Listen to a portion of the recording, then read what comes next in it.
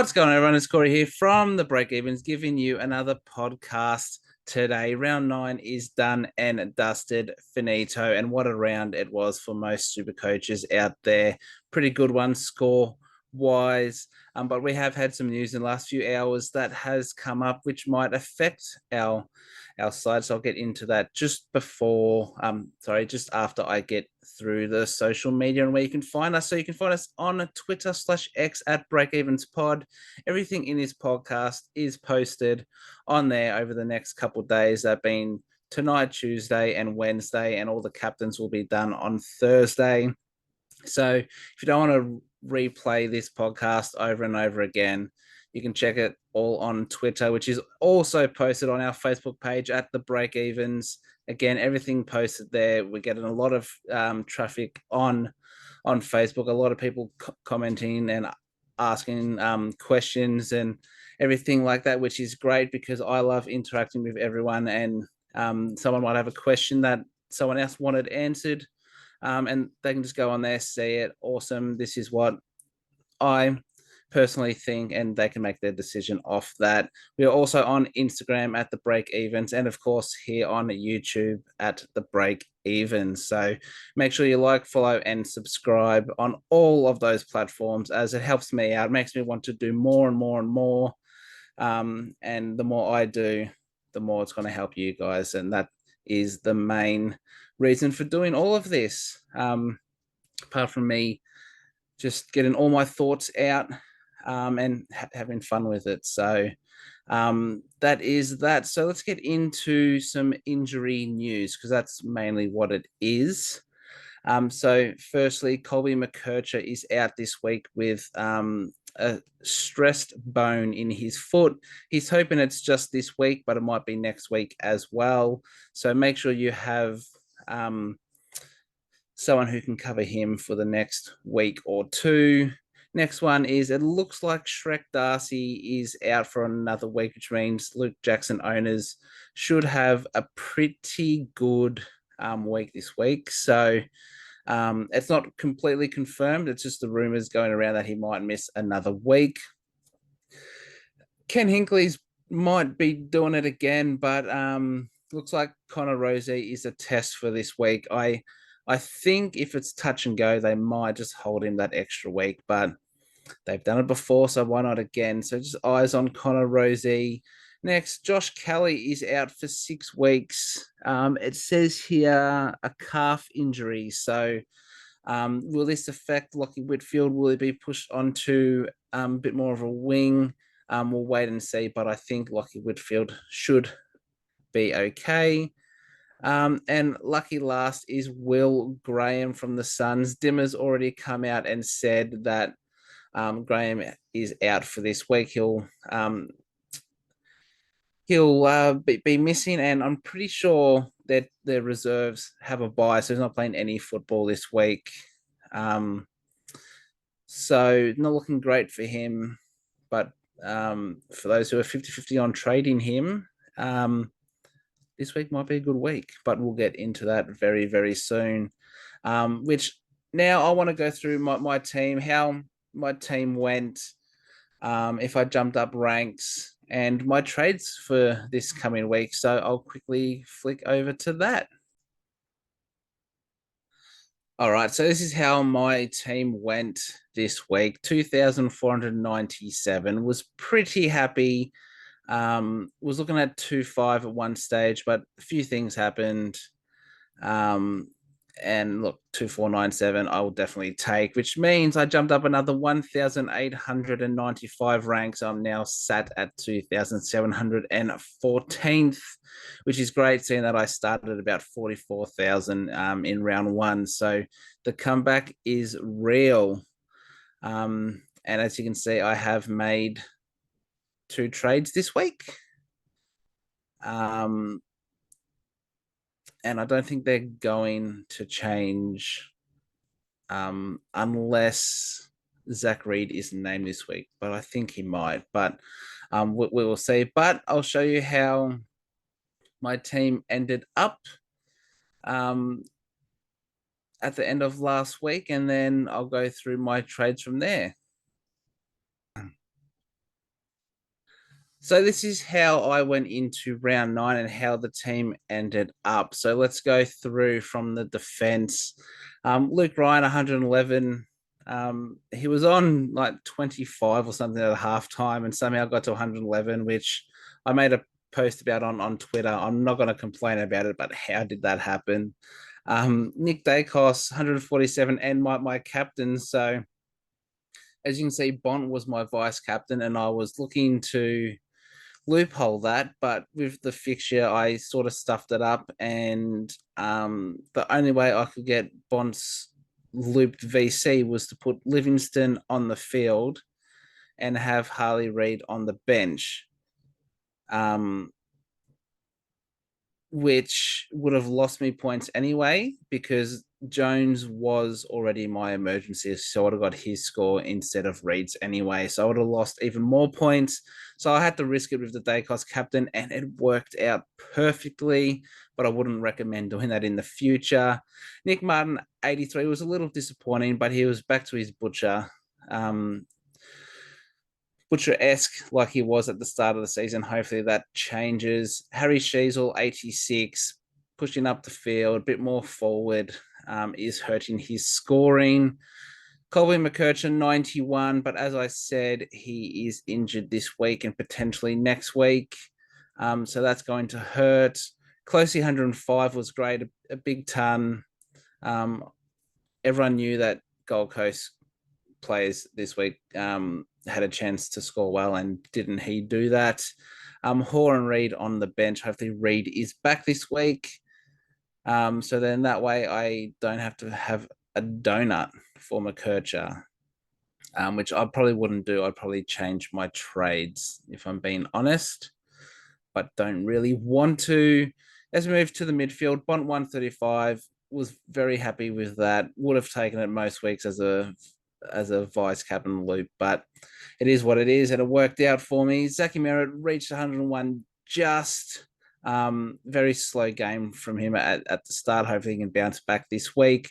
Zachy Butters 147 was everywhere, but so was the Port Adelaide midfield. Wines and the horny one, as BT says, the horny one all went 120 plus, and I think Wines even went 150 plus. So happy there. Dawson 142. About time he scored what I got him in to do. 142. Love that. And hopefully he can continue that against Collingwood, who he likes to play. Miller 122. Absolutely perfect. Walsh 119. Was happy with that. Tom Green 116 on one ankle was beautiful. And Darcy Wilson has become a great rookie for us, scoring a 90. And then the bench, Rogers and Garcia were solid as well. Maxi Gorman, 111, was a quieter game. He got about a 40-point bump for his goal outside 50 to get him within a goal. So we were a bit lucky there, but a ton to ton will take that. English, 87. I feel he deserved to get a ton, but you had Bont, you had Trelaw, and you had Norton. As you can see, Sam Darcy as well, all ton up. So not everyone can ton up.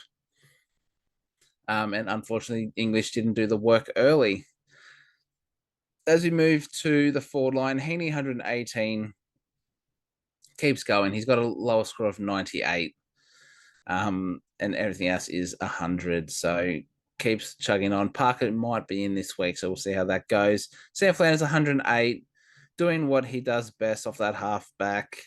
And then Reid 59, really down game.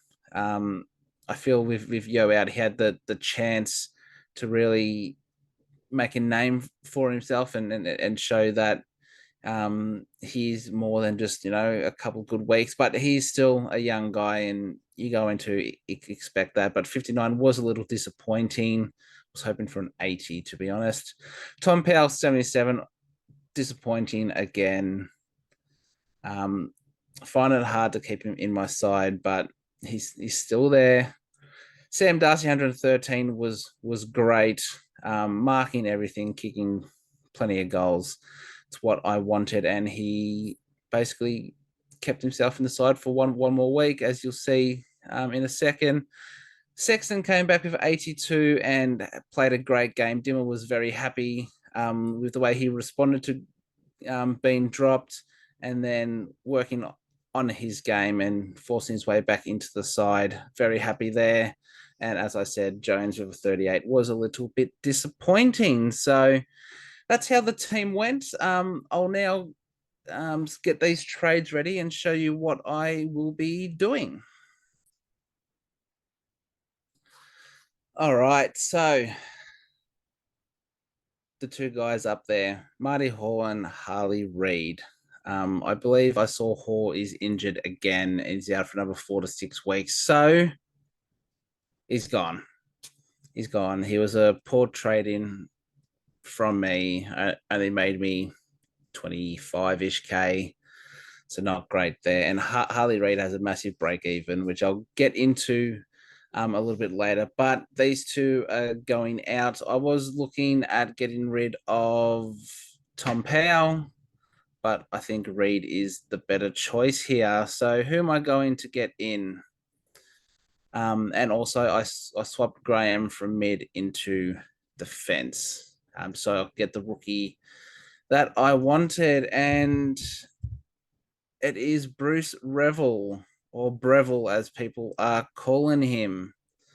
102k mid forward, averaging 57.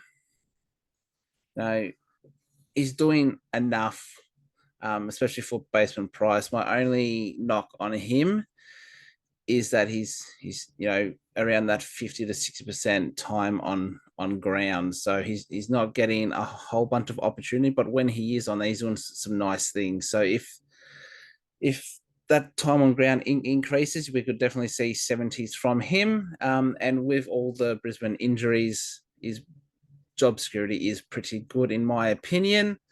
Now I could go Lockie Sullivan, who's the same price for Collingwood, and who's probably going to score better. But I like the mid forward DPP, so that's why I'm going Revel at this point in time, which means I need a forward with $710,700 left in the bank. I had a few people in mind. First was Dane Zorko, 566k mid forward, averaging 109. Has Richmond this week, which is a big yes. So looking at him, he is older, so those hamstrings and calves might go. Lukey Jackson, 473k, averaging 99 with Darcy out, playing the Saints this week, who do tend to leak points to the rucks. Could be a great option, especially come the buys. Isaac Rankin was another one, 527,600, averaging 98.7, and has a month run of easy games. And he's a popular one at the moment. So he was definitely someone else who I looked at. But I'm a bit worried that after that month, can he keep that up against the hardest sides? He's averaging 116 in his last 3, 110 in his last 5. And the last one was Harry Mackay, 470k, averaging 97, was a great pickup for those who got him early on. Had a couple, well, this was his first, I guess, quiet week. Playing the Swans this week is a tough one. I'm pretty sure he has a few tough fixtures coming up as well. So those were my 4 options. I think Mackay's out just because of that fixture. So I'm probably going to skip on him.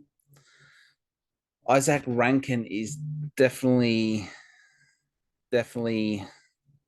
someone who I am desperately looking at. But for some reason I can't seem to do it. So I'm actually skipping on Rankin. So basically it came down to Zorko and Jackson for me. If we knew that Shrek was out for a little bit longer, I'd probably jump on him this week. But I don't think that's going to happen. Yes, Jackson is a top 6 forward, but I want some points this week, especially with McKercher out.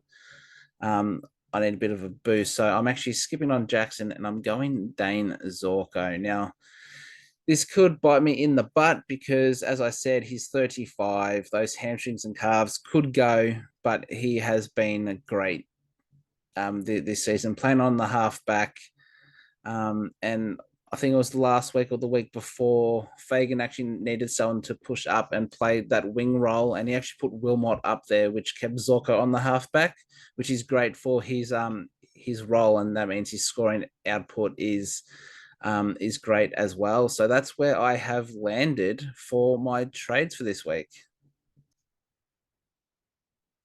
And this is where the team has landed. So obviously McKercher out, so hopefully Zach Reed plays. If that doesn't happen, I'm gonna have to try and figure out a different way to get everything going and moving around, which I think my play there would be, instead of putting Graham into defense from midfield, because that's where he was last week, and that's why I got Revel there.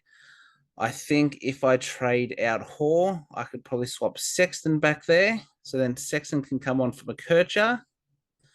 And then I'd get Revel in the forward line, or I'd move Garcia to the forward line.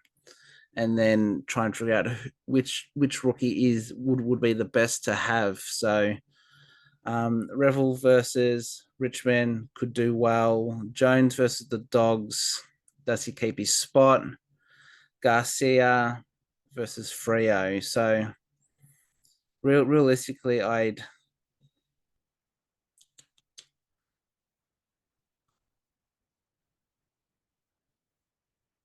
have to make a choice between. So I'd get a look at Jones there.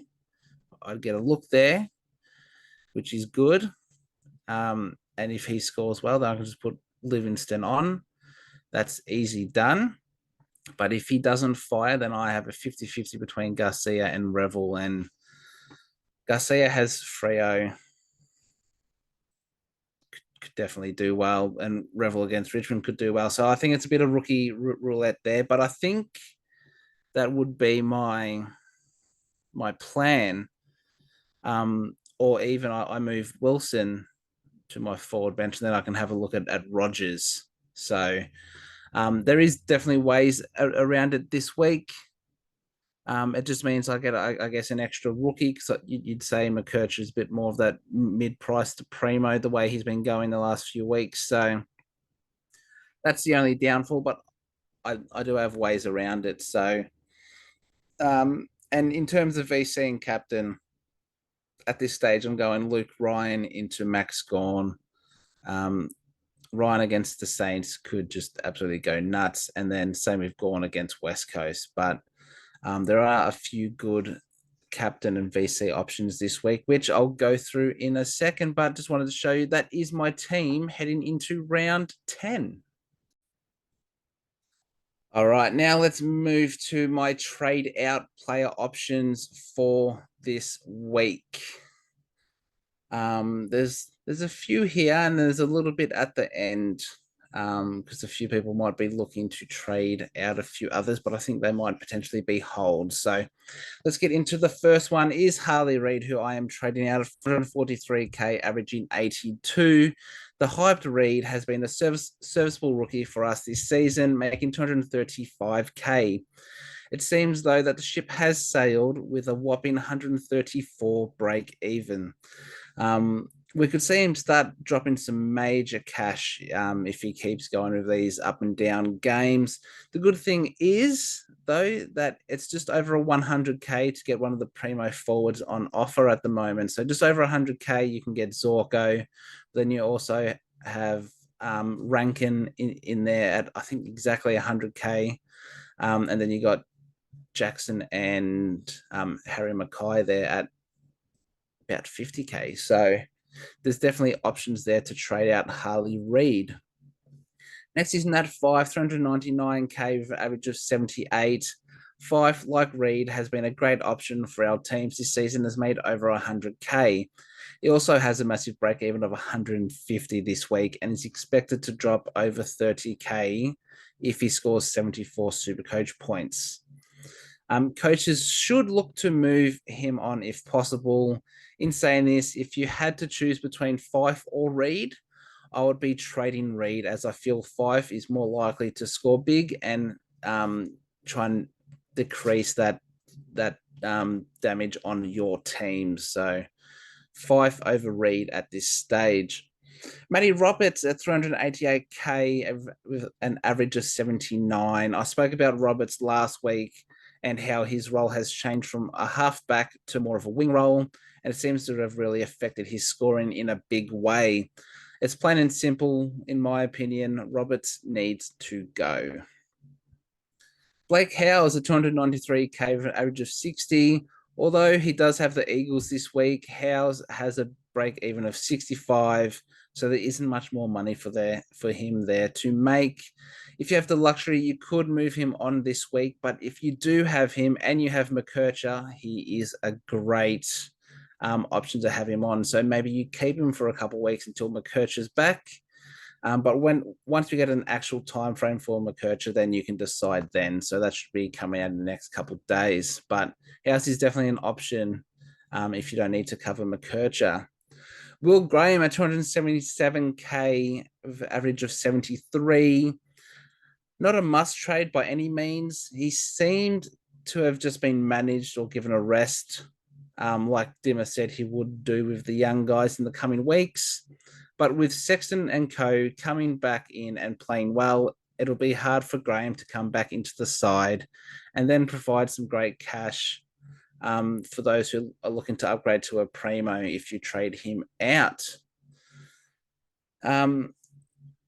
If Closey is rested this week, though, I wrote this on the Monday. I did say Graham could play, but Dimmer has come out and said that Graham is not playing this week. So unless something drastic does happen, I don't think Graham will play. So I think that makes him a bit more of a trade out. Aaron Cadman at 277k with an average of 57. I said last week he was a potential option to trade out, and he delivered a score of 12. Sirens are sounding, and it's time for the big fella to move on. Next is a much loved man of the podcast, Buku Karmas, 271k, average of 58. Unfortunately for those who kept Buku, he got dropped and was replaced by Keith, who was everywhere and played a great game, in my opinion. This means Karmas will struggle to get back into the side unless an injury occurs. And even so, he may be forced to play forward.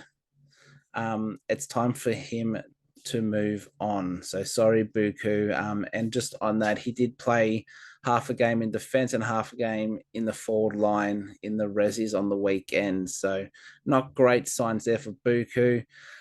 Just quickly, wanted to touch on a few other players that I have seen circulating on social media, and they are Harry Sheasel, Tom Powell, and Zach Williams. Sheasel and Powell, in my opinions, are holds for now. I think we need to focus on upgrading rookies and getting them off the field and into primos. I have no issue with Sheasel going at 85 to 95 and Tom Powell at a 75 for the next few weeks. Then we can reassess what their roles are and if they need to be traded. Obviously, with the McKercher news, there is a chance that Sheasel might be put behind the ball, which would be great for our sides, but I don't think that's going to happen. I just think Zach Fisher might be just the ultimate seagull. And look, Tom Powell, he's going to lose a little bit of money, but depending on when you're looking to trade him, and I'm looking to trade him next week, it should be still an easy trade. Now, for those who still have Williams, I think he is a trade out if you can. I feel there's a few rookies that need to go first, though, but check the injury list and make a decision from there. So if he's out for a few more weeks, definitely trade him. But if he's out for one or as a test for this week, I would keep him if you need that backup for McKercher, or you have problems in other lines. So those are my trade out options. And let's move on to our bubble boys. So the first one is Brucey Revel, 102k mid forward, average of 57 with a break even of negative 56. Revel has looked solid since coming into the side and has showed glimpses of being a great player for the Lions. He's helped by the extensive injury list and could be a great bench option for the next 3 to 4 weeks. My only knock on him is his time on ground, playing only 60% and 53% in his first 2 games. This being said, he has gone at close to 1 Supercoach point per minute while he's on the field. And with his DPP, and that's a big reason why I am looking to bring him in. He can cover the buys and help be a swing for upgrading our primos because he has that mid forward, so he can chop and change where needed. The other one is Lockie Sullivan, 102k mid, averaging 75 with a break even of 92. Sullivan has looked fantastic in his first 2 games, and I'm a big fan of his. He has gone 75 in both of his games. And again, like Revel, the Pies have picked up a decent amount of injuries as of late, and this will help his job security in the coming weeks. He has the scoring potential to come with that job security and is a better scoring option than Revel. His only knock is that he's only a midfielder in Supercoach and doesn't bring that flexibility to the table. It is a 50-50 on those 2 guys. Sullivan scored a 75 in his first game coming off the bench as the sub, and then played a full game for 75 as well. So definitely impactful and has the lower break even. So could make some faster cash. But Revel has that DPP. So it's really whatever you want out of the player, that's who you're going to go. And another one is someone to look out for, and that is Charlie Dean, 123k defender, average of 56 with a break even of negative 42. Dean has spent a while in the VFL, and with a few injuries, he might find his way back into the side this week. The worry is how long can he hold his spot? And his scoring potential isn't as high as the other 2, and he probably maxes out at a 65 average. But that's completely max.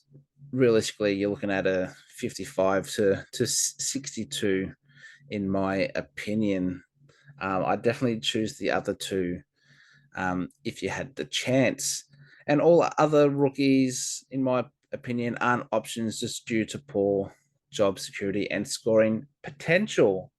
So those are only few bubble boys for this week. So let's go straight into the trade targets. Who are we looking to get in at a cheaper price, or someone who is looking like a must-have in that line? So the first one is Dane Zorko, 567k mid forward, average of 109 with a break even of 45.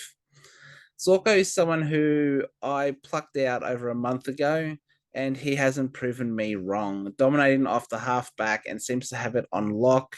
As I said earlier, there was a moment where Fagan had to choose a defender to play up on the wing, and it seems that Wilmot was the selected player, and Zorko stayed at home in defense. You're almost paying top dollar, but it seems to be a forward primo we have been waiting for. We all know how poor the forward line has been. We could have someone here. Next up is Christian Petrarca at 555k as a midfielder, average of 110 with a break even of 88. Went massive with a 134 last week, playing strictly as a forward and kicking 5 goals, which helped him elevate to the big score. He has a great fixture coming up in the next 4 weeks and could continue on his scoring. What's better is that if he continues his forward role, we could see him get forward DPP after round 11, and he could become a top 6 forward for our teams. So that's definitely something to keep an eye on. I'm probably going to wait this week to assess if I want Petrarca in or not. If he plays strictly as a forward, it could be touch and go for DPP. So it'll be a risk that a lot of people might be taking. So just keep an eye on that. Next is Isaac Rankin, 527 Ks a forward with an average of 98 and a break even of 65. Rankin has been on a heater the last month and a bit, scoring consistently high 80s to 100 pluses. He has been working further up the ground and getting some minutes through the midfield and then pushing forward to get onto a few goals as well. He provides great value and a great pod selection for our sides and has a favourable month of matchups. And he's someone who I have looked at as a potential option this week. So I said before, he's got that good month of footy, and we could see a big spike in scores. Next is Tommy Stewart at 501k as a defender with an average of 96 and a break even of 97. Has not been the year we were expecting from Stewart so far, but things may be about to turn around. He is basically a bottom dollar and will be coming into a favourable run home in a few weeks' time and provides a great option to upgrade this week. I'm personally waiting on Stewart until the buy, and then I'll probably look to jump on him then, just because he has that round 14 buy, and I'm struggling with that buy at the moment. Next is Harry Mackay, 470k as a forward with an average of 97 and a break even of 114. He was quiet last week against the D's and has a few tough games coming up, but has been incredibly consistent this year and has proved to be a great option for our forward lines and a potential keeper for our teams. Would prefer to hold off until his buy, in my opinion, but is still a great cheaper option this week. And the last one is a bit of a spicy pick. That is still side bottom at 346k with an average of 63 and a break even of 18. I know what you're thinking. You're about 5 seasons too late, mate, but hear me out. He has been moved onto the halfback due to the Pies' injuries, and he collected 21 touches and scored 118 Supercoach points. If this role continues and with that low break even, we could see him make a quick fire 100 to 150k within the next 2 to 4 weeks. Becomes an easy upgrade to a primo come the buys. Are you feeling lucky? It is a major risk. Check the teams first, but I think side bottom could be a good risk to take.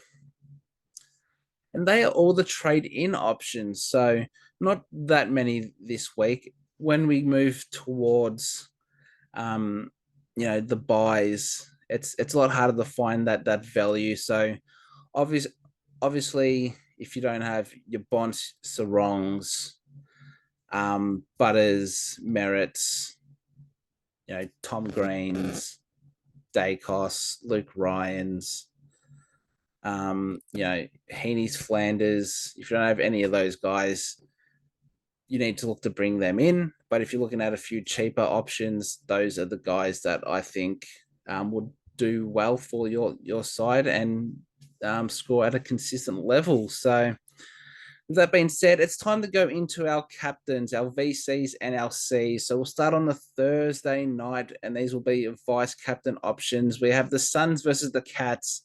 First man up is Took Miller, 109, 125, and 133 in his last 3 games against the Cats, who the Cats are the 12th hardest matchup for midfielders this season and shows that they can be scored against. We know what Miller can do, and he could be a great vice captain option if you wanted to go a pod. Tommy Stewart is another one, 167, 98, and 87.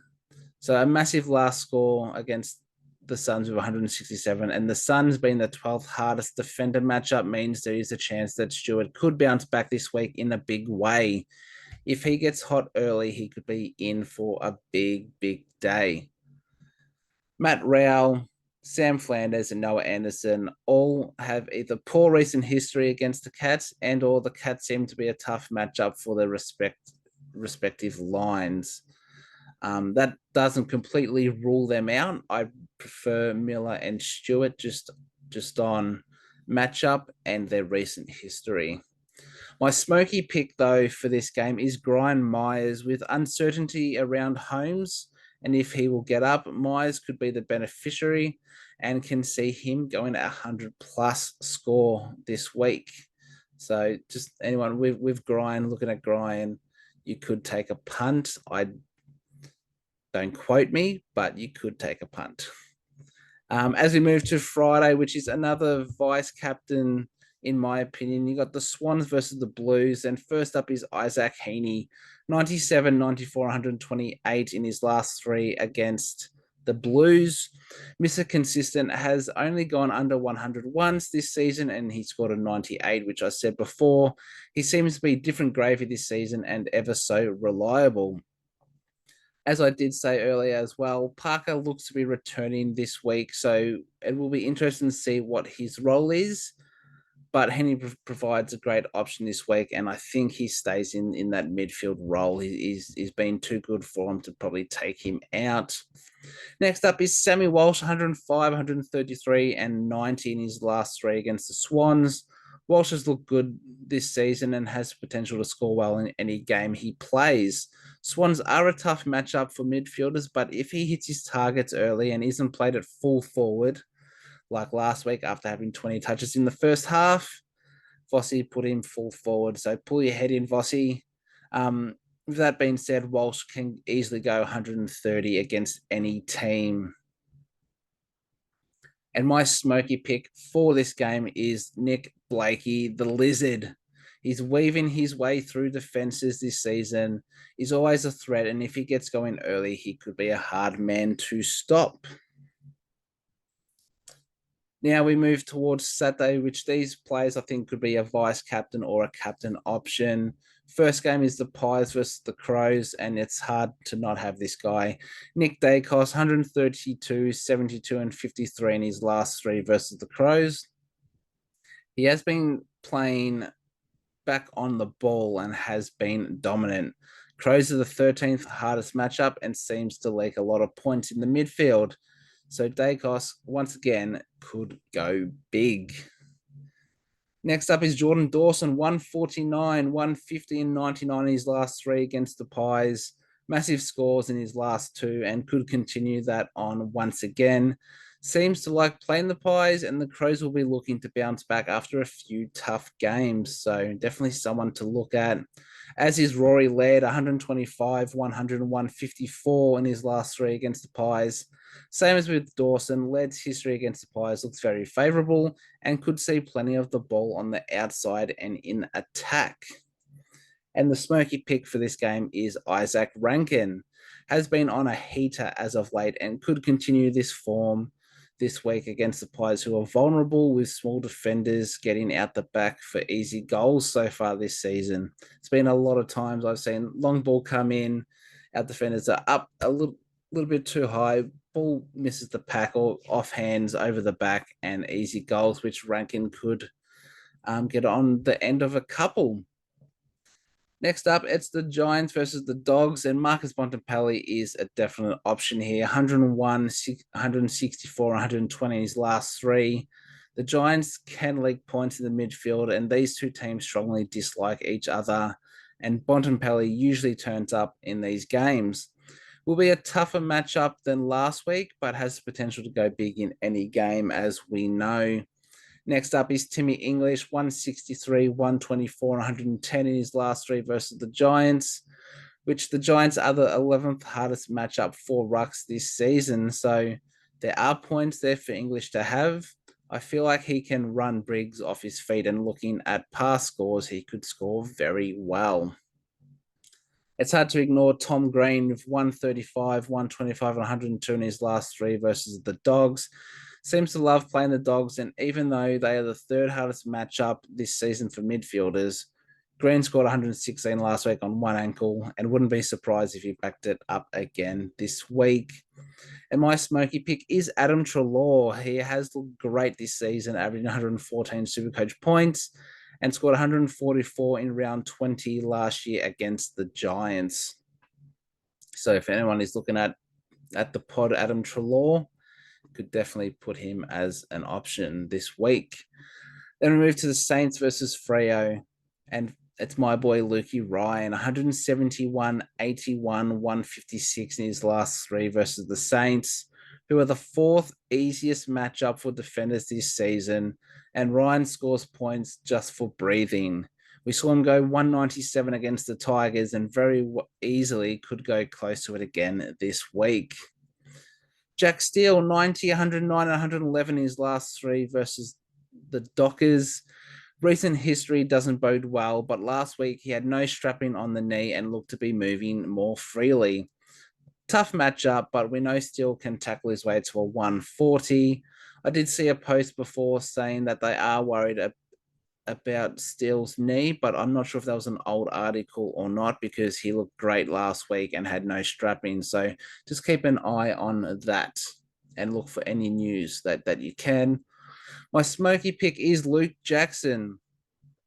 So Shrek was out last week and we hadn't heard much about him as of yet until a few hours ago. And with Shrek not playing, Jackson will be the number one ruck against the Saints, who are the sixth easiest matchup for rucks. So even if Shrek does get up, the Saints still leak points in the rucks and forwards. So there's still a chance for Jackson to score well this week. As we move to the Lions versus the Tigers, and I've got Dunkley, Neal, and Zorko. It's pretty obvious that playing Richmond is a favourable matchup for anyone, and these three could go 160 plus again, which we know 2 weeks ago they all went 160 plus. They could do that again. Zorko would be my pick, but you could go any of these guys and have the utmost confidence that they will score well this week. And because of the matchup, there's no smoky pick for this game. I don't think it's worth it, in my opinion. As we move to Sunday for our definite captain options, first game is the Bombers versus the Roos. And you got Zach Merritt, 96, 137, and 140 in his last three against the Roos. Recent history bodes well for Merritt, and the fact that the Roos are the second easiest matchup for midfielders this season means Merritt could get off the chain and look towards a massive score. Nick Martin as well, 137, 129, and 90 in his last three versus the Roos. And again, great recent history and could be the ultimate seagull this week. And if he uses the ball well and doesn't butcher it, he could have a massive score on the cards as well. My smoky pick, I had Fisher or McKercher, but I'm going to go with Fisher, as you just know one of them will run rampant in defense this week and could provide a great pod option this week. As we now look towards Port versus the Hawks, Zach Butters, 105, 136, and 88 in his last three against the Hawks.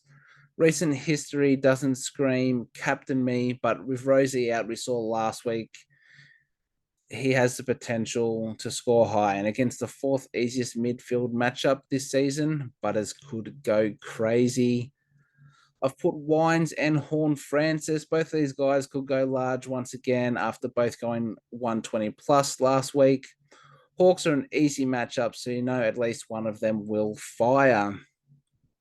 And my smoky pick this week is Jordan Sweet. He's back from a week off with illness and will be ready to go. And Hawks are the second easiest matchup for rucks this season. And we saw him in his first game as number one ruck. He went 136, and I think he'd go 120 plus again. And lastly, we've got the Eagles versus the D's, and Max Gawn, 73, 91, and 93 in his last three against the Eagles, which history looks shocking, but Eagles are the number one matchup for rucks and leak more points than the Titanic. Gawn could go absolutely bonkers, and I think we may be looking at the first 200 plus score for 2024. Christian Petrarca, 103, 136, and 111 in his last three. Good recent history against the Eagles, who are the third easiest matchup for forwards, and is the same for the mids. I say forward as that's where he has been playing as of late and can see him going big once again and getting on the end of a few snags like he did last week.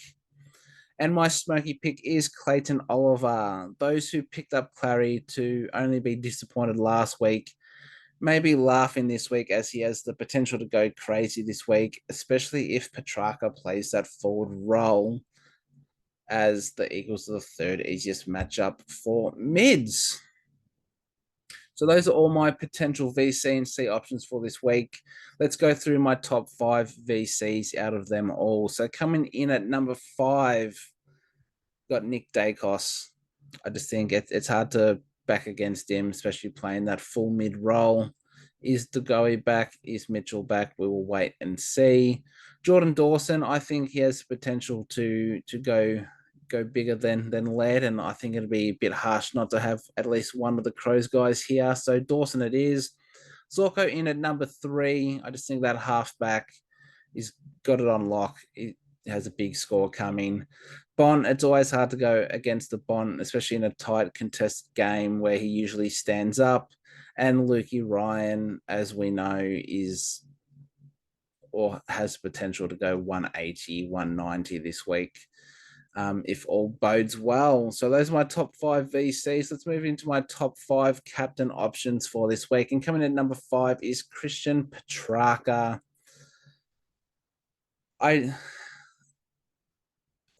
He was definitely one who I thought about, do I put him in, do I not? I just think he's damaging as a midfielder, as a forward. So he's going to score well, in my opinion. So I've put him at a number 5 just because I think he can do it in mids and forwards and get on the scoreboard once again. I put Lukey Ryan number 4. If you want to go a bit earlier on a vice captain, you could always fall back onto Ryan. I think that's a safe one. Zachy Merritt against the Roos, there's a big chance he goes 140 plus here. So he comes in at number 3. Number 2 is Zachy Butters. If Rosie is out, I just feel he can go 140 again. He went 147 last week. He could match that. He could go higher. I just like his matchup. So I've put him there. And my number 1 is Max Gawn against the Eagles. It'd be silly not to have him at number 1, I feel. He may not be the highest scoring player for this week. I think Ryan could definitely do that. But in my opinion, Gawn is probably the safest captain option this week, and that's why he is at number 1. So there you have it. That's everything for today.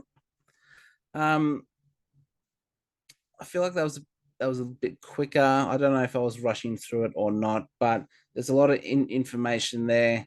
As I said, it will be posted on Twitter at Breakevens Pod and on Facebook, the Breakevens, in written form. So you can go over it, take a screenshot, decide what you want to do with your side. So if you want to hit us up on our social medias, as I said, Twitter/X at Breakevens Pod, the Breakevens page on Facebook, on Instagram at the Breakevens, and here on YouTube in the comments section, the Breakevens. Give us a like, follow, and subscribe on all of those platforms. It really helps us out, and I can't wait to keep providing you guys with content. So that's it from me. I'll be back next week. Good luck, and until next time, it's bye for now.